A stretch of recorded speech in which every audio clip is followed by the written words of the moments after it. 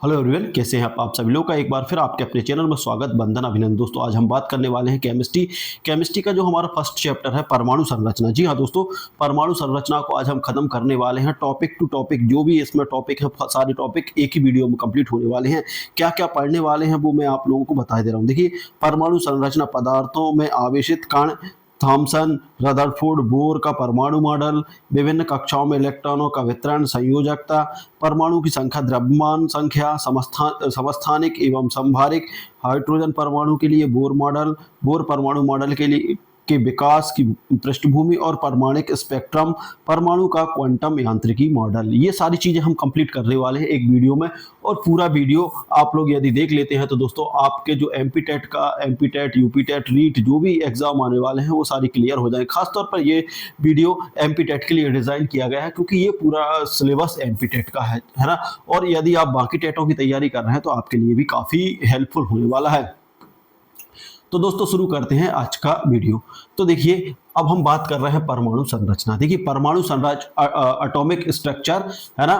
तो परिभाषा देख लेंगे पहले। पदार्थ के अत्यंत सूक्ष्म कण। देखिए दोस्तों, पदार्थ के अत्यंत सूक्ष्म कण परमाणु कहते हैं। मतलब जो पदार्थ रहता है उसका सबसे छोटे कण, मतलब छोटा कण जो रहता है जिसे और विभाजित नहीं किया जा सकता, उसे क्या कहते हैं? परमाणु। परमाणु उपस्थित कणों की व्यवस्था और उनका संगठन परमाणु संरचना कहलाती है। ठीक है ना। तो आप लोगों को परिभाषा याद रहेगी। पदार्थ के अत्यंत सूक्ष्म कण को परमाणु कहते हैं और परमाणु उपस्थित कणों की व्यवस्था को उनका संगठन कहते हैं। देखिए, परमाणु संरचना कुछ इस तरीके की रहती है दोस्तों, है ना। इस तरीके की रहेगी परमाणु संरचना, जिसके नाभिक में क्या रहेंगे? प्रोटॉन और न्यूट्रॉन रहता है। प्रोटॉन और न्यूट्रॉन, और जबकि इलेक्ट्रॉन इसके चारों ओर चक्कर लगाता है। इलेक्ट्रॉन पर कौन सा होता है? ऋणावेश होता है दोस्तों, और प्रोटॉन पर होता है धनावेश, और न्यूट्रॉन क्या रहता है? अनावेशित रहता है। इस पे कोई आवेश नहीं रहता, मतलब उदासीन रहता है। तो इस तरीके से आप लोगों को समझना है। अब देखिए, सबसे पहले देखिए, मोस्ट आईएमपी फैक्ट है यहाँ पर परमाणु उप परमाणिक कण। परमाणु के उप परमाणु कण क्या कौन कौन से हैं? देखिए, कण कौन कौन से हैं? कण की बात करें तो इलेक्ट्रॉन। देखिए, इलेक्ट्रॉन की खोज किसने की थी? जे थॉमसन ने की थी। जे थॉमसन ने। और इस पर आवेश कौन सा होता है दोस्तों? माइनस ऋण आवेश रहता है। और कब हुई थी इसकी खोज? 1897। तो ये फैक्ट आप लोग याद रखना, यहाँ से एक क्वेश्चन आ सकता है। और इसका देखिए, इसका द्रव्यमान की बात करें, मतलब भार की बात करें, तो ये नग्न होता है। क्यों होता है? क्योंकि देखिए, ये क्या होता है? 1/1836 इलेक्ट्रॉन के बराबर होता है। इलेक्ट्रॉन या प्रोटॉन के बराबर होता है। उसके प्रोटॉन और न्यूट्रॉन के बराबर होता है। ठीक है ना। तो आप लोग ध्यान रख लें। तो क्या है? इलेक्ट्रॉन की खोज किसने की? जे थॉमसन ने की, है ना। आवेश क्या था? इस पे नग्न है ना। इसका द्रव्यमान की बात करें तो 1/1836 AMU, है ना। AMU, ठीक है ना। वहीं प्रोटॉन की बात करें तो प्रोटॉन की खोज किसने की थी? तो गोल्डस्टीन ने की थी। कब की थी? 1886 में की थी। कौन सा आवेश रहता है प्रोटॉन पर? धनावेश रहता है। और इसका द्रव्यमान की बात करें तो AMU, मतलब 1 AMU होता है। ऐसे ही न्यूट्रॉन की बात करते हैं तो न्यूट्रॉन की खोज किसने की थी दोस्तों? जेम्स चैडविक ने की थी। कब की थी? 1932 में। कब की थी? 1932 में। याद करने की ट्रिक बता दूं मैं, तो देखिए, ईटा पर नाचूं, है ना। नाचूं, ईटा पर नाचूं। तो देखिए, इलेक्ट्रॉन की खोज किसने? थॉमसन ने की, है ना। वही प्रोटॉन की खोज किसने की? रदरफोर्ड ने की। इसको रदरफोर्ड को भी जाता है ना। और न्यूट्रॉन की खोज किसने की? चैडविक ने की। ठीक है ना। गोल्डस्टीन बोल सकते हैं, गोल्डस्टीन याद रख लो, और रदरफोर्ड भी इसका होता है। ठीक है ना। ईटा पर नाचू से भी आप लोग याद कर सकते हैं। या फिर जैसे मान लो रदरफोर्ड याद नहीं रखना, रदरफोर्ड नहीं पूछ रहा है, तो प्रोटॉन यदि हम आर करें तो आर से आप गोल्डस्टीन मान सकते हैं, या फिर या कोई और दूसरा वर्ड ले सकते हैं, जैसे जी, है ना। ईटा जी, ईट पज नाचू, ईट पज नाचू, है ना। ईट पज नाचू, है ना। तो वहां से क्या हो जाएगा? जा से क्या हो जाएगा? गोल्डस्टीन हो जाएगा। ठीक है ना। जैसे गोल्डस्टीन। तो इस तरीके से आप लोग याद कर सकते हैं। अब वो अपनी अपनी ट्रिक है, जैसा भी आप लोग याद करें वैसे कर ले। ठीक है ना। उसके बाद बात करते हैं हम परमाणु मॉडल। परमाणु मॉडल, देखिए, परमाणु मॉडल की बात करें तो परमाणु मॉडल, ठीक है ना। थॉमसन का मॉडल, देखिए, जो थॉमसन ने दिया था तो उसका परमाणु मॉडल देख लेते हैं हम। देखिए, परमाणु एक धनावेशित गोला है ना, जो थॉमसन ने कहा था परमाणु क्या है, एक धनावेशित गोला है जिसमें ऋणावेशित इलेक्ट्रॉन बिखरे होते हैं, ठीक है ना। परमाणु कैसा है, एक धनावेशित गोला है जिसमें क्या होता है, धनावेशित गोला है जिसमें ऋणावेशित इलेक्ट्रॉन क्या होते हैं, बिखरे होते हैं। ये किसने कहा था, थॉमसन ने कहा था, आप लोगों को याद रखना है।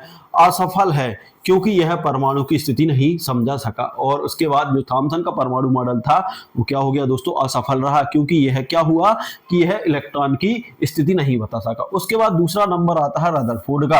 रदरफोर्ड ने क्या कहा, नाभिक की खोज की, है ना, रदरफोर्ड ने नाभिक की खोज की। तो ये ध्यान रख लेना, क्वेश्चन आ जाएगा कि नाभिक की खोज किसने की, तो रदरफोर्ड ने की।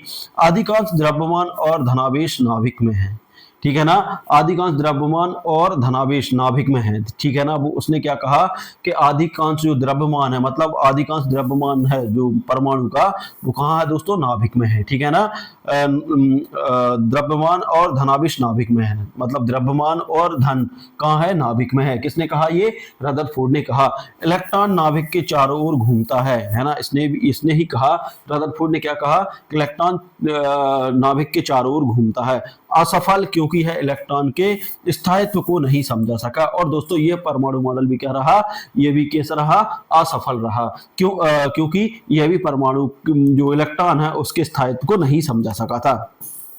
उसके बाद बात करते हैं, अगला है बोर का परमाणु मॉडल। देखिए बोर का परमाणु मॉडल, अब बोर ने क्या कहा था, इलेक्ट्रॉन निश्चित ऊर्जा स्तरों में घूमते हैं। देखिए बोर ने क्या कहा कि बोर ने कहा कि जो इलेक्ट्रॉन है वो निश्चित ऊर्जा स्तरों में, मतलब जो ऊर्जा का निश्चित स्तर है उसमें घूमते हैं। ऊर्जा का स्तर इसने क्या कहा था, KLMN कहा। देखिए तो ये आप लोग को याद रखना है कि किस वैज्ञानिक ने या किसने कहा कि ऊर्जा का स्तर KLMN है, तो ये किसने कहा था दोस्तों, बोर ने कहा था। देखिए बोर ने कहा था, बोर ने क्या कहा था कि इलेक्ट्रॉन निश्चित ऊर्जा स्तरों में घूमते हैं, ठीक है ना।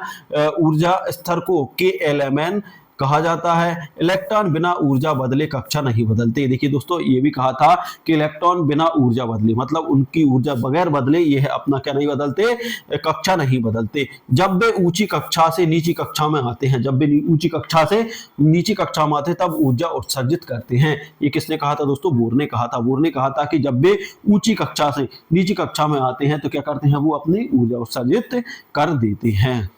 एक मिनट, ठीक है।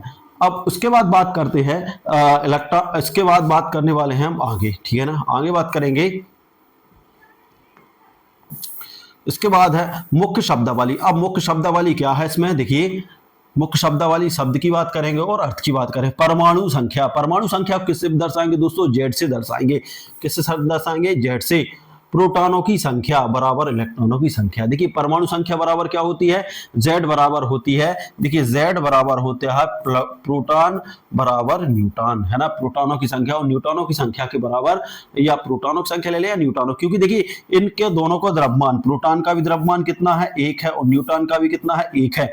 जबकि इलेक्ट्रॉन की बात करें तो इलेक्ट्रॉन का कितना है, 1/1836 AMU, है ना, ये है, ठीक है ना। तो आप लोगों को ये ध्यान रखना है, ठीक है ना। द्रव्यमान संख्या की बात करें तो द्रव्यमान संख्या किसकी होती है, प्रोटॉन और न्यूट्रॉन की, ये चीज याद रख ले। देखिए मैंने बताया था कि जो परमाणु इस तरीके का है, परमाणु का भार कहाँ रहता है, इसके नाभिक में रहता है। नाभिक में कौन कौन रहेगा, प्रोटॉन और न्यूट्रॉन है, ठीक है ना। तो इसलिए क्या है, प्रोटॉन की संख्या A से दर्शाएंगे, है ना, यह है प्रोटॉन प्लस न्यूट्रॉन, ठीक है ना। अब आइसोटोप की बात करें तो समान Z, मतलब समान परमाणु संख्या, देखिए ये Z को परमाणु संख्या से बता रहा है, और भिन्न भिन्न A मतलब भिन्न भिन्न द्रव्यमान। देखिए समान परमाणु संख्या और भिन्न भिन्न परमाणु द्रव्यमान, ठीक है ना। उदाहरण के लिए H का 1 है और H2 है और H3 है, ठीक है ना। भाई आइसोबार की बात करते हैं। समान A, समान मतलब A की बात हो रही है, समान द्रव्यमान और भिन्न परमाणु संख्या। उदाहरण के लिए यहाँ पर आर्गन दिया है, आर्गन का परमाणु क्रमांक कितना है, परमाणु द्रव्यमान कितना है, यहाँ पर 40 है, और कैडमियम का भी 40 है, ठीक है ना।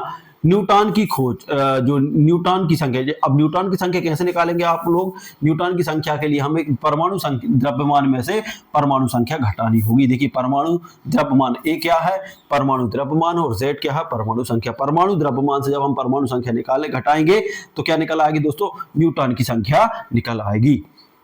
तो ये चीज आप लोग देखिए, इसको नोट कर लेना है ना, जब तक नोट नहीं करोगे, समझोगे नहीं, तब तक समझ में नहीं आएगा। उसके बाद बात करते हैं इलेक्ट्रॉन वितरण। अब इलेक्ट्रॉन वितरण की बात करते हैं। बोर-बूरी नियम। देखिए बोर-बूरी नियम क्या है? इलेक्ट्रॉन के एल एम एन स्तरों में भरते हैं। जो इलेक्ट्रॉन है वो किस कक्षाओं में भरते हैं? स्तरों में के एल एम एन में भरते हैं। अधिकतम इलेक्ट्रॉन 2n², जहां n कक्षाओं की संख्या है, 2 है ना, K2 L 8 और M 18 और उसके बाद N 32 है। तो देखिए अधिकतम इलेक्ट्रॉन, देखिए इलेक्ट्रॉन भरने का जो नियम है वो 2n है, n² है। जैसे मैं बात करूं कि प्रथम कक्षा में है, जो प्रथम कक्षा है, तो प्रथम कक्षा का हम n का मान क्या लेंगे? 1 लेंगे। जब हम n का मान 1 लेंगे तो यहाँ पर n का मान 1 रखेंगे, तो 2 गुणित n का मान 1 रख दिया और घात 2 लगा दी, तो क्या हो जाएगा? 2 गुणित 1 गुणित 1 बराबर कितना हो जाएगा? 2 एकम 2। तो प्रथम कक्षा में, देखिए प्रथम कक्षा मतलब के में कितने इलेक्ट्रॉन जाएंगे? के में जाएंगे दोस्तों 2, ठीक है ना। वहीं की बात करें हम n बराबर 2, दूसरी कक्षा कौन सी हमारी? l है ना। तो इसका जब n बराबर 2 हो जाएगा तो क्या हो रहा है? 2n²। तो क्या करेंगे हम इसको क्या करेंगे? यहाँ पर देखिए इसका मान रखेंगे, तो 2 गुणित n का मान कितना रखेंगे? 2, 2 पर घात 2 हो गई, तो 2 गुणित 2 बार लिख दिया, और कितना हो? 2 दूनी 4 दूनी 8, है ना। और अगली कक्षा कौन सी दोस्तों? अगली कक्षा है के के बाद एल है ना। तो एल में कितने जाते हैं? 8 जाते हैं। देखिए ये आ गया। वही बात करते हैं हम, n बराबर होता है 3। अब n बराबर 3 है तो 2n²। तो अब हम मान रखेंगे, तो देखो 2n n का मान कितना है? 3, 3 पर घात 2 लगेगी, तो 2 गुणित 3 गुणित 3 कितना हो जाएगा? 3 3 9, 9 दूनी 18। 18 किस में रहेंगे दोस्तों? के एल के बाद m, जो m अगली कक्षा है उसमें 18 इलेक्ट्रॉन जाएंगे। वही बात करते हैं हम n की बात करते हैं, तो n बराबर कौन सी कक्षा है? चौथी कक्षा है, जहां पर 2n²। अब देखिए 2 गुणित n का मान कितना है? 4। अब इसको सॉल्व करते हैं, तो 2 गुणित 4 गुणित 4 सॉल्व किया, 4 चौके 16, 16 दूनी 32। जो आखिरी कक्षा है हमारी क्या है? n। तो इस कक्षा में कितने जाएंगे दोस्तों? 32 इलेक्ट्रॉन जाएंगे। तो इस तरीके से आप लोग ये जरूर फार्मूला याद रख ले, है ना। 2n², अधिकतम इलेक्ट्रॉन 2n² कक्षा है ना। ये कक्षाओं की संख्या है। अब कक्षा एक यदि वो पूछ ले कि l में कितने जाने, तो l कौन सी नंबर का है? दूसरे नंबर का है, तो 2 रख के आप लोग यहाँ से निकाल सकते हैं। उसके बाद बात करते हैं, देखिए एमपीटेट के लिए क्या है? एमपीटेट प्रतियोगिता परीक्षाओं के लिए तथ्य क्या है? परमाणु का सबसे हल्का कण कौन सा है? देखिए परमाणु का सबसे हल्का कण कौन सा है? तो इलेक्ट्रॉन है। यदि पूछ ले इसका द्रव्यमान कितना होता, तो 1/18 1836 है ना, ये होता है 1836 AMU। ठीक है ना, ये ध्यान रख लेना। नाभिक में क्या होता है? नाभिक की बात करें तो प्रोटॉन और न्यूट्रॉन होता है नाभिक में। न्यूट्रॉन की खोज किसने की थी? तो दोस्तों चैडविक ने की थी। H का परमाणु क्रमांक कितना है? हाइड्रोजन का कितना है दोस्तों? 1 है, ठीक है ना। थॉमसन ने किस कण की खोज की? जो जे थॉमसन है, ईटा पर नाचू, है ना। तो ईटा, इलेक्ट्रॉन की खोज चैडविक ने, थॉमसन ने। इलेक्ट्रॉन की खोज किसने की थी? देखिए थॉमसन ने थॉमसन ने किसकी खोज की थी? तो इलेक्ट्रॉन की खोज थॉमसन ने की थी, है ना। इलेक्ट्रॉन, ईटा, ई से मतलब इलेक्ट्रॉन, टी से मतलब थॉमसन, ईटा पर नाचू, ठीक है ना। इस तरीके से एक इलेक्ट्रॉन का आवेश कितना होता है? तो -1 होता है इलेक्ट्रॉन, ठीक है ना। और के शेड में अधिकतम कितने इलेक्ट्रॉन जाते हैं? तो देखिए KLMN, ये 3 कक्षा होती हैं, इसमें 2 जाते हैं, इसमें 8 जाते हैं, फिर इसमें 18 जाते हैं, और इसमें जाते हैं 32, है ना। हमने फार्मूला लगा के अभी आपको बताया था, तो ये आप लोग ध्यान रख ले, ठीक है ना।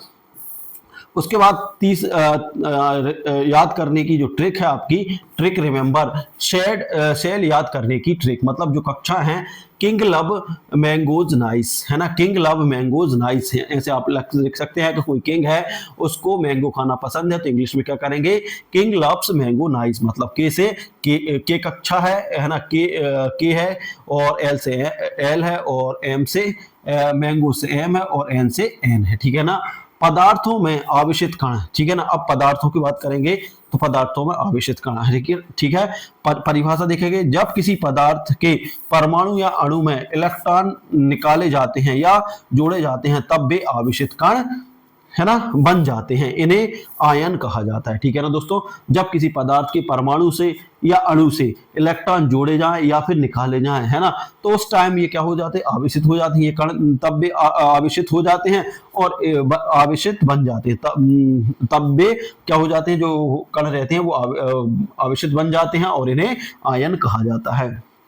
एक चीज और ध्यान रख लें कि जब कोई अपना इलेक्ट्रॉन त्यागता है, देखिए जब कोई अपना इलेक्ट्रॉन किसी को देता है ना, इलेक्ट्रॉन किसी को देता है, तो तब उसके ऊपर आता है दोस्तों धनावेश, और जो लेता है ना, जो लेता है ना दोस्तों, जो लेता है उसके ऊपर आता है ऋणावेश। तो ये हमारे व्यवहारिक जीवन में भी है कि जब हम किसी से कोई ऋण लेते हैं, मतलब किसी से पैसा लेते हैं, तो वो क्या होता है, ऋण होता है, ऋण के लिए माइनस, है ना, जो लेता है उस पर माइनस आवेश आ जाता है ना, और जो देता है उस पर धनावेश आ जाता है। अब जितने इलेक्ट्रॉन लेगा उतने यहाँ पर बढ़ जाएगा। जैसे मान लीजिए किसी ने, मान लो जो इलेक्ट्रॉन है, मान लीजिए 4 इलेक्ट्रॉन लिए, है ना, तो उस पर 4 आ जाएगा, -4 हो जाएगा।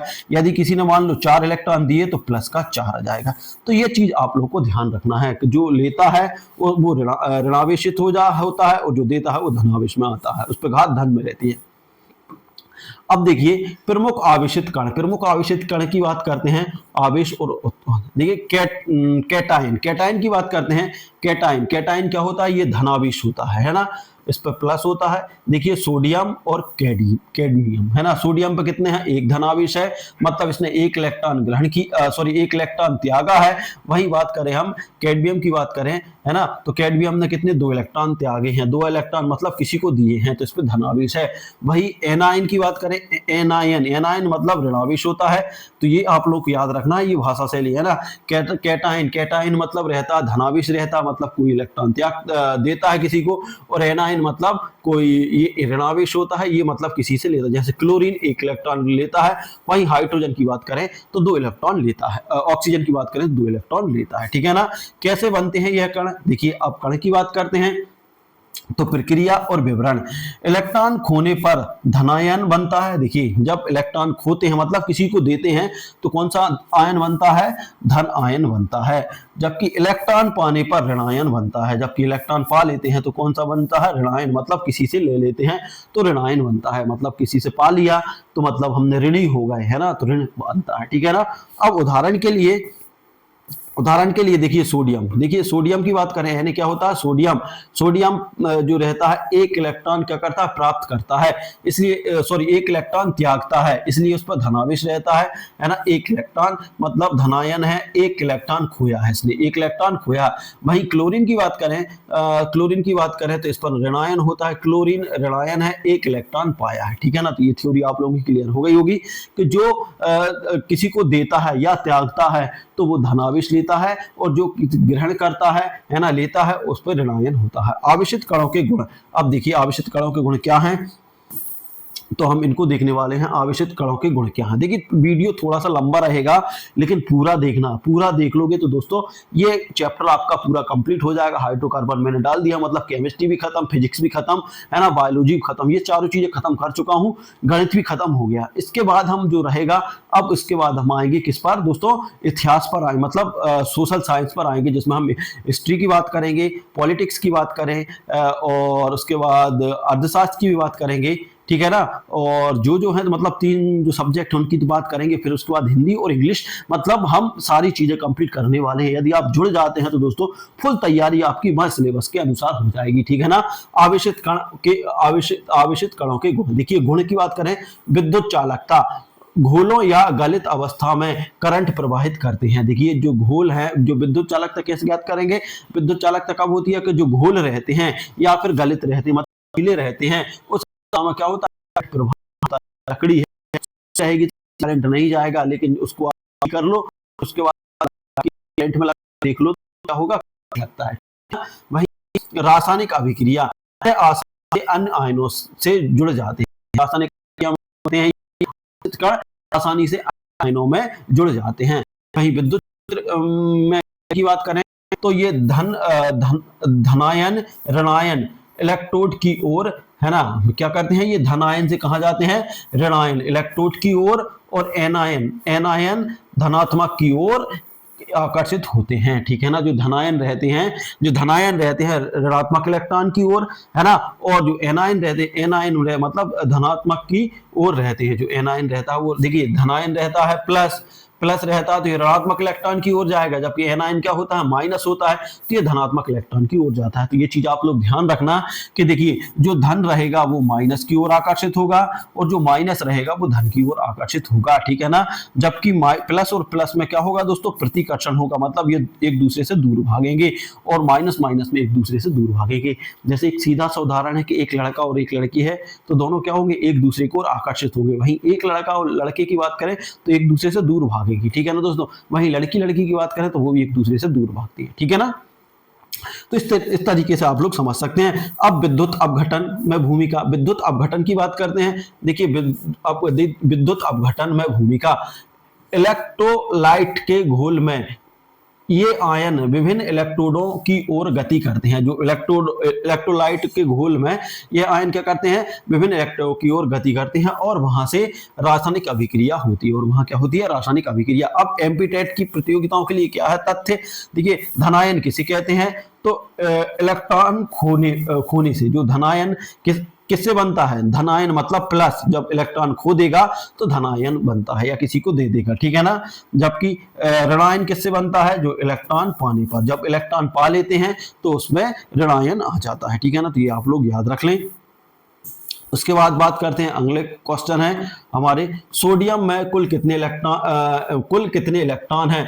तो जो सोडियम है उसमें कितने हैं दोस्तों, 10 हैं। देखिए सोडियम का परमाणु क्रमांक होता है 9, और एक प्लस लगा इसमें तो कितना हो गए, तो ये 10 होगा इसके परमाणु क्रमांक। यदि मान लो सोडियम के ऊपर क्या लगा होता, सॉरी जो सोडियम है उसके ऊपर क्या लगा होता, सोडियम के ऊपर 2 प्लस लगा होता, इसका मतलब है कि इसके परमाणु क्रमांक कितना हो जाता दोस्तों, इसके इलेक्ट्रॉन कितने हो जाते, इसमें इलेक्ट्रॉन 11 हो जाते। यदि मान लो सोडियम में कितने लगे होते, मान लो 3 प्लस लगा होता, 3 प्लस लगा होता, इसका मतलब है कि इसके कितने हो जाते, 12 हो जाते, ठीक है दोस्तों। तो ये आप लोगों को ध्यान रखना है। क्लोरीन में कुल कितने इलेक्ट्रॉन है, देखिए इसने अब एक इलेक्ट्रॉन, सॉरी यहां पर थोड़ी सी मिस्टेक हो गई। देखिए यहां पर क्या हो रहा है, ये अपना इलेक्ट्रॉन दे रहा है तो इसके इलेक्ट्रॉन कम हो गए, ठीक है ना दोस्तों। यदि सोडियम की बात करें, सोडियम का परमाणु क्रमांक कितना है दोस्तों, 11 है, ठीक है ना। लेकिन अभी बात करें, इसने अपना एक इलेक्ट्रॉन दे दिया, एक इलेक्ट्रॉन किसी को दे दिया, मतलब धनावेश आ गया, तो इसका कितना बचा, 10। यदि मान लो सोडियम पे कितने हैं, 2 प्लस आ जाए, 2 प्लस आ जाए तो मतलब इसका परमाणु क्रमांक कितना हो जाएगा, 2 इलेक्ट्रॉन खो दिया तो कितना बचेगा, इसका 9 बचेगा। यदि मान ले सोडियम पे कितने इलेक्ट्रॉन कितने प्लस आ जाए, 3 प्लस आ जाए, तो इसका मतलब क्या हो जाएगा, इसका मतलब हो जाएगा इसने 3 इलेक्ट्रॉन किसी को दे दिए, तो मतलब इसके पास कितने बचे, 8 बचे। तो ये चीजें आप लोगों को ध्यान रखना। वहीं बात करें हम क्लोरीन की बात करें, तो क्लोरीन Cl की बात करें तो Cl का परमाणु क्रमांक देखिए माइनस लगा, परमाणु क्रमांक कितना है Cl का, 17 है। लेकिन देखिए दोस्तों Cl पर क्या लगा, माइनस लगा, मतलब इसने एक इलेक्ट्रॉन ग्रहण किया तो इसके कितने हो गए, 18 हो गए। यदि मान लो Cl पर मान लो दो लगा होता है ना, 2 लगा, माइनस का 2 होता तो इसका मतलब क्या हो जाता, 19 हो जाता। यदि मान लो Cl पर कितना लगा होता, -3 लगा होता, इसका मतलब एक इलेक्ट्रॉन और बढ़ जाता तो 20 हो जाती। यदि मान लो Cl पर कितने लगा होता, मान लो 4 लगा होता, माइनस मतलब 4 इलेक्ट्रॉन, मतलब 17 इसके और 4 इसकी, है ना, 17 और 4 कितने, 21। तो ये चीजें आप लोगों को ध्यान रखना है। यदि मान लीजिए यहाँ पे माइनस लगा है, इसका मतलब है कि एक इलेक्ट्रॉन इसके पास एक्स्ट्रा है, तो 17 की जगह कितना हो गया, 18। वही बात करें सोडियम पर प्लस लगा है, मतलब इसने अपना एक इलेक्ट्रॉन त्याग दिया है, मतलब इसके 10 बचे हैं, ठीक है ना। धनायन किस दिशा में गति करते हैं, देखिए धनायन जो रहता है ऋणात्मक इलेक्ट्रोड की ओर, है ना, ऋणात्मक मतलब ऋणात्मक इलेक्ट्रोड की ओर करता है। जबकि पदार्थ के विद्युत चालक बनने का कारण क्या है, आयनों की उत्पत्ति, ठीक है ना। क्या है, पदार्थ के विद्युत चालक बनने का कारण क्या है, तो दोस्तों आयनों की उत्पत्ति होती है। अब उसके बाद ट्रिक याद करने की आप लोग क्या याद कर सकते हैं, यदि करना चाहें, कैटायन काटे इलेक्ट्रॉन धनावेश, एनायन एंड इलेक्ट्रॉन मतलब ऋणावेश, ठीक है ना। कैटायन मतलब धनावेश होता है, एनायन मतलब ऋणावेश होता है। अब जे थॉमसन की बात आती है, जे थॉमसन मतलब इनका जीवन काल कहां तक था, 1856 से लेके 1940 तक था। अब महत्वपूर्ण की बात करें तो महत्वपूर्ण क्या है योगदान इनके, जे थॉमसन का, है ना। तो बात करेंगे, देखिए महत्वपूर्ण योगदान खोज की बात, इलेक्ट्रॉन की खोज 1897, सबसे पहले इलेक्ट्रॉन ऋणावेशित कण की खोज की। सबसे पहले ऋणावेश इलेक्ट्रॉन कैसा है, ऋणावेशित खोज ऋणावेशित है, इसकी खोज किसने की थी दोस्तों, जे थॉमसन ने की थी, ठीक है ना। थॉमसन परमाणु मॉडल 1904 में प्लम्प पुडिंग मॉडल या किशमिश पुडिंग मॉडल प्रस्तुत किया। देखिए प्लम्प पुडिंग मॉडल या फिर किशमिश पुडिंग मॉडल किसने प्रस्तुत किया था, तो जे थॉमसन ने किया था, ठीक है ना। थॉमसन का परमाणु मॉडल, अब थॉमसन के परमाणु मॉडल पे आते हैं। परमाणु एक धनावेशित गोला है। देखिए उसने क्या कहा था, थॉमसन ने कहा था कि परमाणु एक कैसा है, धनावेशित गोला है जिसमें ऋणावेश इलेक्ट्रॉन फंसे होते हैं, जो ऋणावेश इलेक्ट्रॉन फंसे होते हैं, जैसे किशमिश पुडिंग में किशमिश, जैसे किशमिश पुडिंग में किशमिश फंसी होती है, ठीक है ना। अब विशेषताएं की बात करते हैं, तो क्या विशेषताएं थी, देखिए परमाणु धनावेश होता है, परमाणु क्या होता है, धनावेश होता है, इलेक्ट्रॉन उसमें फंसे होते हैं। देखिए उन्होंने कहा था कि परमाणु कैसा होता है, धनावेश होता है जिसमें इलेक्ट्रॉन क्या होते हैं, फंसे होते हैं। परमाणु का कुल आवेश तटस्थ जीरो होता है। देखिए इन्होंने कहा था कि परमाणु का कुल आवेश कितना होता है, जीरो होता है। परमाणु की स्थिति स्थिरता की कल्पना की, और इन परमाणु की स्थिरता की कल्पना की। और थॉमसन का परमाणु मॉडल की सीमाएं, ठीक है ना।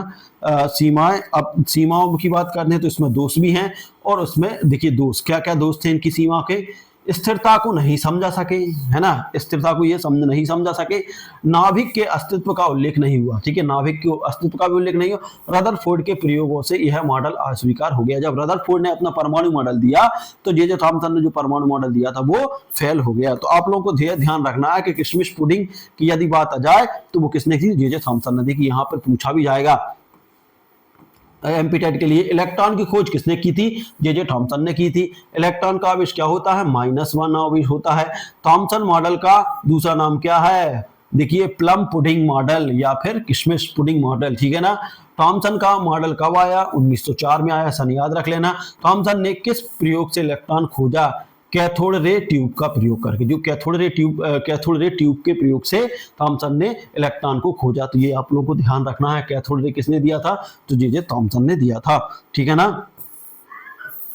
अब देखिए क्या बोला, थॉमसन बोले परमाणु में है किशमिश, धन गोले में बिखरा ऋण मिश्रित मिश्री, है ना। तो ऐसे भी आप रख सकते हैं। उसके बाद बात करते हैं रदरफोर्ड एवं बोर का परमाणु मॉडल। अब रदरफोर्ड और बोर के परमाणु मॉडल पे आ गए हम। रदरफोर्ड का परमाणु मॉडल क्या कहता है, प्रयोग, देखिए स्वर्ण पत्र पर अल्फा किरण की बमबारी का प्रयोग। देखिए स्वर्ण जो पत्र रहता है, एक पतली पन्नी थी सोने की, उस पर अल्फा किरणों से क्या की थी इसने, बमबारी का प्रयोग कब, 1909 में दिया था। किसने दिया था दोस्तों, रदरफोर्ड ने दिया था। रदरफोर्ड, गीगर और मार्क्सडेन द्वारा किया गया था, ठीक है ना। जो रदरफोर्ड, गीगर और मार्क्सडेन, मतलब यह प्रयोग किसने किया था, रदरफोर्ड ने किया था, गीगर ने किया था और मार्क्सडेन, इन तीनों ने मिलकर किया था। अब उसके बाद बात करते हैं प्रमुख निष्कर्ष। प्रमुख निष्कर्ष क्या निकले, परमाणु का मूल्यवान भाग रिक्त होता है। देखिए जब ये निष्कर्ष किया गया तो उन्होंने क्या थ्योरी निकाली, उसके बाद क्या निष्कर्ष निकाले कि परमाणु का जो मूल्यवान भाग रहता है, जो बीच वाला, वो कैसा रहता है, रिक्त होता है। सभी धनावेश व द्रव्यमान परमाणु के नाभिक के केंद्र में होते हैं, केंद्रित होता है। देखिए सभी जो धनावेश या द्रव्यमान हैं, उन्होंने कहा कि जितने भी धनावेश हैं वो भी कहाँ रहेंगे, नाभिक के केंद्र में रहेंगे, और द्रव्यमान है मतलब उसका वजन है वो भी कहाँ रहेगा, केंद्र पर होगा। ये किसने कहा था, यहाँ पर रदरफोर्ड ने परमाणु मॉडल में कहा था। इलेक्ट्रॉन नाभिक के चारों ओर परिक्रमा करते हैं, और इलेक्ट्रॉन क्या करते हैं, नाभिक के चारों ओर चक्कर लगाते हैं, परिक्रमा करते हैं। नाभिक बहुत छोटा सा घना होता है। देखिए घना की बात कही है, अब क्वेश्चन पूछ लेगा कि नाभिक एक बहुत छोटा सा घना होता है, ये किसने कहा, तो रदरफोर्ड ने कहा था। अब सीमा जो नहीं, मतलब इनको नकारा गया था। न्यूटन के नियमों के अनुसार इलेक्ट्रॉन को ऊर्जा खोकर नाभिक में गिर जाना चाहिए। देखिए जब इनने कहा कि इलेक्ट्रॉन चारों ओर तक चक्कर लगाता है, किसके, नाभिक के चारों ओर चक्कर लगाता है, तो जो न्यूटन ने नियम दिया था, उस न्यूटन ने किसका, गुरुत्वाकर्षण का नियम दिया था। तो उसने क्या कहा कि इलेक्ट्रॉनों को ऊर्जा खोकर, जो इलेक्ट्रॉन की जब तक ऊर्जा है तब तक तो ठीक है चक्कर लगाएगा, लेकिन जब ऊर्जा खत्म हो जाएगी तो नाभिक में गिर जाना चाहिए, लेकिन नहीं गिरता। लेकिन ऐसा नहीं होता, इसलिए मॉडल स्थिरता नहीं समझा सका, इसलिए यह मॉडल क्या नहीं कर सका, स्थिरता समझा सका। तो ठीक है, ये आप लोग ध्यान रख लें। अब आता है बोर का परमाणु मॉडल। देखिए कितने सारे परमाणु मॉडल हो गए। बोर का परमाणु मॉडल, नील्स बोर ने 1913 में हाइड्रोजन परमाणु पर आधारित स्थिर मॉडल प्रस्तुत किया। देखिए बोर ने किसने, हाइड्रोजन परमाणु पर आधारित, ये क्वेश्चन पूछा जा सकता है कि हाइड्रोजन परमाणु पर आधारित किसने किया था, तो नील्स बोर ने। मुख्य बिंदु क्या है, इलेक्ट्रॉन नाभिक के चारों ओर नियत ऊर्जा स्तरों में घूमते हैं। ये किसने कहा था, ये बोर ने कहा था। इलेक्ट्रॉन नाभिक के चारों ओर नियत कक्षा या ऊर्जा स्तरों में घूमता है। ऊर्जा स्तर KLMN या 1 2 3 होता है। देखिए जो आज चल रहा है वो यही है, KLMN। जो ऊर्जा का स्तर किस किस में रहेगा, देखिए KLM और N। इसका हमने फार्मूला क्या याद किया था कि विभिन्न कक्षाओं में तो 2n² है ना, ये हम रख सकते हैं। यदि पहली कक्षा की बात करेंगे तो n की जगह 1 रखना पड़ेगा, 2 कक्षा की बात करेंगे तो n की जगह 2 रखना पड़ेगा, तीसरी कक्षा की बात करेंगे तो 3 रखना पड़ेगा, और चौथी कक्षा की बात करें तो 4 रखना पड़ेगा। तो यहां से निकल आएंगे कि किस कक्षा में कितने इलेक्ट्रॉन जा सकते हैं। यह ऊर्जा का उत्सर्जन या अवशोषण तभी करते हैं जब वे एक कक्षा से दूसरी कक्षा में जाते हैं। इन्होंने क्या कहा कि नील्स बोर ने कहा कि यह ऊर्जा का उत्सर्जन मतलब ऊर्जा त्यागते हैं या उसको ग्रहण तभी करते हैं जब वे एक कक्षा से दूसरी कक्षा में जाते हैं इलेक्ट्रॉन, ठीक है ना। प्रत्येक कक्षा की विशिष्ट ऊर्जा होती है, मतलब प्रत्येक कक्षा की क्या रहती है, एक विशिष्ट ऊर्जा रहती है, इसने नील्स बोर ने कहा था। उच्च ऊर्जा स्तर से निम्न स्तर पर आने पर फोटॉन उत्सर्जित होती है। देखिए ध्यान रखना, उच्च ऊर्जा स्तर से मतलब उच्च ऊर्जा स्तर से यदि हम निम्न ऊर्जा स्तर पर आने पर कौन उत्सर्जित होता है, फोटॉन। तो ये याद रख लेना आप लोग। देखिए पूरी चीजें याद ना हो, लेकिन जिसको मैं बताता जा रहा हूँ कि ये याद करते जाना, मैंने स्पेशल आप मार्क कर रहा हूँ, है ना। तो इसको या तो नोट्स बनाओ या कुछ बनाओ, तो ये इनको कर लेना, है ना। क्या है, उच्च ऊर्जा स्तर से निम्न ऊर्जा स्तर पर आने पर फोटॉन उत्सर्जित होता है। परमाणु स्थिर रहता है जब इलेक्ट्रॉन अपनी नियत कक्षा में होता है। देखिए जो परमाणु रहता है वो स्थिर रहता है जब इलेक्ट्रॉन अपनी नियत कक्षा में चक्कर लगाता है या फिर कक्षा में होता है। अब नील्स बोर की विशेषता, नील्स का जो बोर परमाणु मॉडल है उसकी विशेषता क्या, स्थायित्व को समझाने में सक्षम, मतलब इन्हें इलेक्ट्रॉन प्रोटॉन और न्यूट्रॉन के स्थायित्व को समझा दिया, ठीक है ना। हाइड्रोजन जैसे सरल परमाणुओं के लिए उपयुक्त, जो हाइड्रोजन जैसे सरल परमाणु उनके लिए ये क्या उपयुक्त था। ऊर्जा अवशोषण उत्सर्जन की व्याख्या करता है, मतलब ऊर्जा के इनने अवशोषण को भी बता दिया और उत्सर्जन को भी। क्या कहा इनने कहा कि जब उच्च कक्षा से निम्न कक्षा में कोई इलेक्ट्रॉन जाता है तो वह अपनी ऊर्जा को त्यागता है या फिर ग्रहण करता है, ठीक है ना। सीमाएं की बात करें, जटिल या मल्टी इलेक्ट्रॉन परमाणुओं के लिए असफल, है ना। अब सीमा जो गलत ठहराई गई वो क्या है, जटिल या मल्टी इलेक्ट्रॉन, मतलब ज्यादा इलेक्ट्रॉनों के लिए ये क्या था, असफल था। इलेक्ट्रॉन की तरंगीय प्रकृति को नहीं समझा सका, और इलेक्ट्रॉन की तरंगीय प्रकृति को ये नहीं समझा सके। बाद में क्वांटम यांत्रिकी ने इसे परिष्कृत कर दिया, और फिर उसके बाद आई क्वांटम यांत्रिकी जो आई, है ना, जो हम इसमें पढ़ने वाले हैं। तो फिर उसमें जब ये आया तो फिर उसके बाद इनके परमाणु मॉडल को भी क्या कहा, नकार दिया। अब उसके बाद आता है रदरफोर्ड बनाम बोर के परमाणु की तुलना। देखिए क्योंकि ये दोनों ने ही सटीक तुलना की थी। विशेषता क्या है, रदरफोर्ड मॉडल और बोर का परमाणु मॉडल। आवेश केंद्र कहाँ, नाभिक में रहता है, इनने भी कहा था कि नाभिक में रहता है आवेश। इलेक्ट्रॉन की गति नाभिक के चारों ओर, है ना, निश्चित ऊर्जा स्तरों में, जबकि बोर ने क्या कहा था, निश्चित ऊर्जा स्तरों में। इनने कहा था कि नाभिक के चारों इलेक्ट्रॉन गति करता है। स्थायित्व नहीं समझा सका, ये समझा है इनने स्थायित्व समझा दिया कि प्रोटॉन और न्यूट्रॉन कहाँ, केंद्र पर रहते हैं और इलेक्ट्रॉन इसके चारों ओर चक्कर लगाता है। ऊर्जा का स्तर वर्णित नहीं है, इनने स्पष्ट वर्णन किया है कि ऊर्जा KLMN इन कक्षाओं में जाती है, और इनका फार्मूला भी दे दिया उनने, 2n² के रूप में इनकी इलेक्ट्रॉन होते हैं, ठीक है ना। अब इसके बाद ऊर्जा उत्सर्जन अनिश्चित होता है, इसमें इनने कर दिया कि निश्चित होता है। सटीकता आंशिक मतलब कम, सरल परमाणुओं के लिए उपयुक्त, है ना, सरल जो परमाणु है उनके लिए यह उपयुक्त थी ये तालिक मतलब मॉडल, ठीक है ना। अब उसके बाद बात करते हैं, यहां पर ये याद कर सकते हैं, रदरफोर्ड ने बताया केंद्र में नाभिक है, बोर ने जोड़ा कक्षा घूमने में इलेक्ट्रॉन ठीक है ना। विभिन्न कक्षाओं में इलेक्ट्रॉनों का विवरण। अब देखिए विभिन्न कक्षाओं में इलेक्ट्रॉनों का विवरण देखेंगे, क्या होता है इलेक्ट्रॉन का विवरण। अब देखिए बात करते हैं, किसी परमाणु के इलेक्ट्रॉनों का नाभिक के चारों ओर, देखिए किसी परमाणु के इलेक्ट्रॉनों का नाभिक के चारों ओर विभिन्न ऊर्जा स्तरों, जिन्हें सेल भी बोला जाता है, ऑर्बिट भी बोला जाता है, में वितरण को इलेक्ट्रॉन विन्यास या इलेक्ट्रॉन वितरण कहते हैं। ठीक है ना दोस्तों, ये समझ में आ गया होगा। किसी परमाणु इलेक्ट्रॉनों के नाभिक के चारों ओर विभिन्न ऊर्जा स्तरों में, है ना, इलेक्ट्रॉन के वितरण को, इलेक्ट्रॉन के विन्यास को क्या बोलते हैं? इलेक्ट्रॉन वितरण कहते हैं। अब उसके बाद बात करते हैं बोरबुरी नियम। अब देखिए बोरबुरी नियम की बात करते हैं। क्या है बोरबुरी नियम? नियम किसी कक्षा में अधिकतम इलेक्ट्रॉन 2n², है ना, n जहां कक्षा है ना, तो ये किसने दिया था? बोरबुरी ने। मतलब बोर ने अपने परमाणु मॉडल में दिया था कि किसी भी कक्षा में इलेक्ट्रॉन किस 2n² के रूप में होता है। यदि 1 की बात करें तो n का मान 1 हो जाएगा, 2 की बात करें तो n का मान 2 हो जाएगा, 3 की बात करें तो n का मान 3 हो जाएगा, और 4 की बात करें तो 4 हो जाएगा। ठीक है ना, तो इस तरीके से। ठीक है ना, अब देखते हैं इलेक्ट्रॉन बाहरी कक्षा में तभी प्रवेश करेगा जब भीतरी कक्षा पूरी तरीके से भर गई होगी। देखिए वो कह रहा है कि जैसे मान लीजिए एक इलेक्ट्रॉन की कक्षा है ना, तो पहली कक्षा में कितने? 2 इलेक्ट्रॉन है। मान लो किसी भी के पास, किसी भी जो तत्व है ना, उसके पास 3 इलेक्ट्रॉन है। कितने हैं? 3 इलेक्ट्रॉन है, तो 2 भर गई, तो तीसरी में तभी प्रवेश करेगा जब ये 2 भर जाएगा, तो फिर वो तीसरी कक्षा में प्रवेश करेगा। ठीक है ना, तो ये इनने कहा था। अंतिम कक्षा में अधिकतम 8 इलेक्ट्रॉन ही हो सकते हैं, और उन्होंने ये भी कहा था कि जो अंतिम कक्षा है उसमें अधिकतम कितने इलेक्ट्रॉन हो सकते हैं? 8 इलेक्ट्रॉन हो सकते हैं। ठीक है ना, द्वितीय अंतिम कक्षा में अधिकतम 18 इलेक्ट्रॉन हो सकते हैं। द्वितीय अंतिम कक्षा जो है, जैसे मान लीजिए यहां पर मैंने कक्षा बनाई इस तरीके की, है ना, तो ये वाली जो सबसे बाहरी कक्षा है इसमें अधिकतम कितने हो सकते हैं?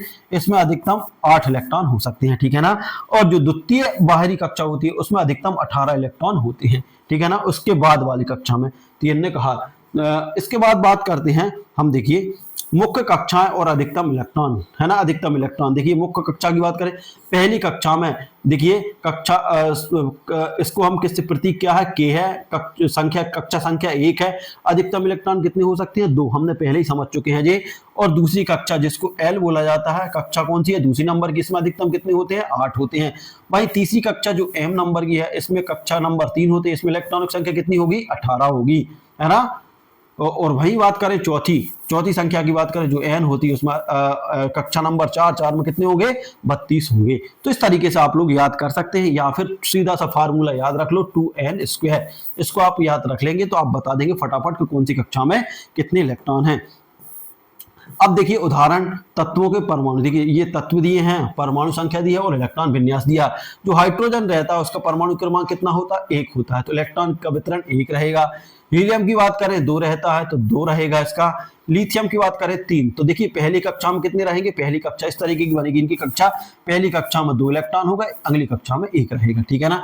वही कार्बन की बात करें तो 6 होता है, तो इसका क्या हो जाएगा? 2 और 4।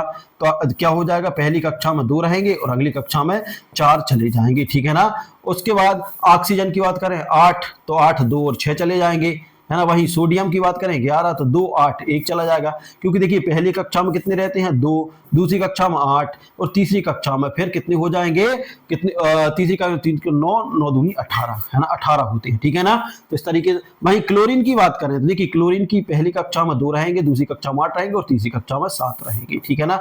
लेकिन देखिए एक चीज याद रखना कि दोस्तों ये लोग अपनी कक्षा में पूरे इलेक्ट्रॉन करने की कोशिश करते हैं। मतलब कि जैसे मान लीजिए कोई कक्षा है, इस तरीके की कक्षा है, उसने पहली कक्षा मान लो उसके 2 इलेक्ट्रॉन हो गए और दूसरी कक्षा में सिर्फ 1 ही इलेक्ट्रॉन है, तो वो क्या चाहता है कि इस इलेक्ट्रॉन को त्यागेगा। क्या करेगा? इस इलेक्ट्रॉन को त्यागेगा और प्लस आवेश लेना चाहेगा। क्योंकि देखिए दोस्तों इस पे जब पूरे इलेक्ट्रॉन नहीं होंगे तो क्या होगा कि कोई भी परमाणु, कोई भी जो आएगा, है ना, उसे इसको हानि पहुंचा सकता है, क्योंकि इसकी कक्षा खाली रहती है ना। तो फिर वो क्या करेगा? इसको त्याग देगा या सहसंयोजकता करके अपना इलेक्ट्रॉन विन्यास पूरा करने की कोशिश करता है ना। अपने बाहरी कक्षा में पूरे इलेक्ट्रॉन करने की कोशिश करता है। जैसे 8 है तो 8 इलेक्ट्रॉन करने की कोशिश करता है। ठीक है ना। तो ये आप लोग ध्यान रखें। उसके लिए या तो ग्रहण कर लेता है इलेक्ट्रॉन, या फिर इलेक्ट्रॉन उसको त्याग देता है। ठीक है ना। या फिर दोनों मिलके सहसंयोजकता कर लेते हैं, है ना। सहसंयोजकता कैसे होती है? देखिए सहसंयोजकता समझा दे रहा हूं मैं कि देखिए सहसंयोजकता कैसी होती है। जैसे मान लीजिए एक तत्व है, इसके मान लो 2 हैं, है ना, और 3 है, परमाणु क्रमांक है 3 है, और एक तत्व है ना, एक तत्व है जिसके परमाणु क्रमांक कितने हैं? मान लो कि ये, मान लो इसके परमाणु क्रमांक कितने हैं कि इसका परमाणु क्रमांक है मान लीजिए 9 और 11 है। तो क्या करेगा? 1, 2, 3, 4, 5, 6, और ये 7, ये 11 हो गए। लेकिन देखिए दोस्तों यहाँ पर इसका पूरा नहीं हो रहा स्टॉक, तो फिर वो क्या करेगा, इसको अपना इलेक्ट्रॉन दे देगा, है ना, दे के ये अपना फ्री हो जाएगा, संयोजकता कर लेगा और उसके बाद यहाँ पर 8 हो जाएंगे और ये फ्री हो गया, ठीक है ना, इस तरीके से। या फिर क्या होता है कि फिर जैसे मान लीजिए एक और दिक्कत है, फिर सहसंयोजकता होती है कि इसमें भी गिना जाता है वो इलेक्ट्रॉन और इसमें भी गिना जाता है, इससे इनके दोनों के स्टॉक पूरे हो जाते हैं। तो इस तरीके से आप लोग ध्यान रखें। अब तत्व, है ना, तत्व की बात करें, तत्व है परमाणु संख्या और इलेक्ट्रॉन। देखिए कैल्शियम का परमाणु क्रमांक 20 है, तो पहली कक्षा में 2 आएंगे, फिर 8 आएंगे, फिर 8 आएंगे, फिर उसके बाद 2 जाएंगे, ठीक है ना। तो ये क्योंकि देखिए हमने स्पष्ट कह दिया उनने कि जो बाहरी कक्षा रहेगी उससे 8 से अधिक इलेक्ट्रॉन नहीं जा सकते, तो ये लोग आप लोगों को याद रखना है, ठीक है ना। एमपी टेट परीक्षाओं के लिए उपयोगी क्या है, इलेक्ट्रॉन विन्यास का वितरण का सूत्र क्या है, 2n² है, ठीक है ना। के कक्षा में कितने इलेक्ट्रॉन होते हैं, तो अधिकतम 2 होते हैं। वहीं सोडियम का 11 वितरण है, वो कैसा रहेगा, 2 8 1 रहेगा, है ना। क्लोरीन का क्या रहेगा, 2 8 7 रहेगा। सबसे बाहरी कक्षा में कितने इलेक्ट्रॉन हो सकते हैं, अधिकतम 8 हो सकते हैं। तो ये चीज आप लोगों को ध्यान रखना है। अब उसके बाद हम आगे चलते हैं। अब जो ट्रिक है KLMN इलेक्ट्रॉन क्रमांक 2 8 18 32, ये हम सब चीजें देखिए। अब संयोजकता की बात करते हैं। देखिए संयोजकता आ गई। संयोजकता क्या है, संयोजकता किसी तत्व की वह क्षमता होती है जिससे वह रासायनिक यौगिकों में बंध बनाते हैं, ठीक है ना। संयोजकता क्या है, संयोजकता किसी तत्व की वह क्षमता होती है जिससे वह रासायनिक यौगिकों में, जो रासायनिक यौगिक है, में बंध बनाते समय अन्य तत्वों के साथ इलेक्ट्रॉन ग्रहण करने या खोया या साझा करने की प्रवृत्ति को दर्शाते हैं। बात वही हो रही कि मतलब ये अपना स्टॉक पूरा करना चाहते हैं। पूरा स्टॉक करने के लिए या तो अपना इलेक्ट्रॉन त्याग देंगे या इलेक्ट्रॉन ग्रहण कर लेंगे, या दोनों मिलकर अपने स्टॉक को पूरा कर लेंगे, ठीक है ना। ये होती है संयोजकता, ठीक है ना। सरल भाषा में किसी तत्व के बाह्य कक्षा में उपस्थित इलेक्ट्रॉनों के आधार पर वह कितने बंध बना सकता है, यही उसकी संयोजकता कहलाती है, ठीक है ना। अब संयोजकता का निर्धारण कैसे होता है, देखिए अब संयोजकता निर्धारण अच्छे से समझ लेना आप लोग। देखिए यदि बाहरी कक्षा में इलेक्ट्रॉन 1 2 3 हो तो इलेक्ट्रॉन खोकर संयोजकता 1 2 3 हो जाती है। देखिए यदि मान लो किसी की बाहरी कक्षा में कितने हैं, 1 इलेक्ट्रॉन, 2 है और 3 है, तो फिर वो क्या करता है, अपने इलेक्ट्रॉन को खो देता है और संयोजकता 3 हो जाती है उस पर। कितनी, 1 2 3 हो जाती है। यदि 1 इलेक्ट्रॉन खोया तो 1 संयोजकता हो जाएगी, 2 खोया तो 2 हो जाएगी और 3 खोया तो 3 हो जाती है, ठीक है ना। यदि बाहरी कक्षा में 5 6 7 इलेक्ट्रॉन है तो ग्रहण संयोजकता होती है। फिर वो क्या करेंगे, यदि मान लीजिए किसी की कक्षा में 5 6 7 है बाहरी कक्षा में, तो फिर वो क्या करेगा, या तो मैं किसी से 3 ले लूं, यदि वो देखिए यदि वो यहां से 3 ले लेगा तो अपने 8 इलेक्ट्रॉन पूरे कर लेगा। यदि उसकी 6 है तो वो 2 ले लेगा, तो वो अपनी पूरी कर लेगा। यदि वो 7 है तो 1 ले लेगा और अपनी संयोजकता पूरी कर लेगा।